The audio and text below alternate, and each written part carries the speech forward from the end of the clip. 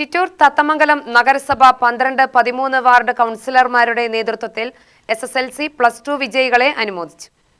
അനുമോദന ചടങ്ങിനൊപ്പം പരിസ്ഥിതിയും ശുചീകരണവും എന്ന വിഷയത്തിൽ ക്ലാസുമുണ്ടായിരുന്നു. അഡ്വക്കേറ്റ് സുമേഷ് അച്യുതൻ MLA ഉദ്ഘാടനം ചെയ്തു. ഞങ്ങളൊക്കെ 10ാം ക്ലാസ് കഴിഞ്ഞിട്ട് വന്ന ആളുകളാണ്. ഞാൻ 10ാം ക്ലാസ്സിൽ ഞങ്ങളുടെ കാലത്ത് ഇതുപോലൊന്നും മാർക്കില്ല. മാർക്കിന് വളരെ പ്രശ്നമാണ്. ഞങ്ങൾ പഠിക്കുന്നതിൽ 50% ആളുകൾ ജയിക്കുന്നതാണ്. ഞാൻ ബോയ്സ് ഹൈസ്കൂളിൽ ചിറ്റൂർ ബോയ്സ് ഹൈസ്കൂളിൽ ഞാൻ പഠിച്ച എൻ്റെ കൂടെ എക്സാം എഴുതിയത് 544 പേരാണ്. ടോട്ടൽ 545 പേര് അന്ന് എക്സാം എഴുതി. 50% ആളുകളെ ജയിച്ചു. എൻ്റെ സ്കൂളിൽ ആകെ 50% ആളുകളെ ജയിച്ചു. 80% മാർക്ക് കിട്ടിയ 4 പേർക്കാണ്.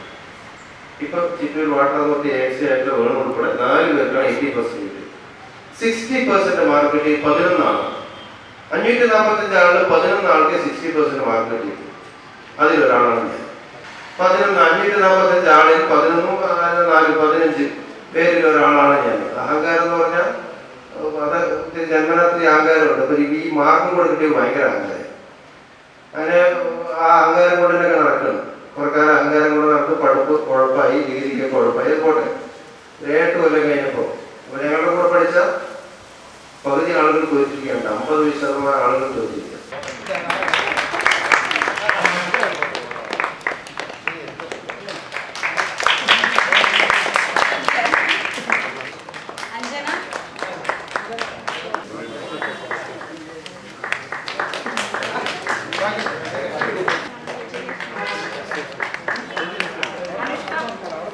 ബൂത്ത് പ്രസിഡന്റ് സുകുമാരൻ അധ്യക്ഷനായി.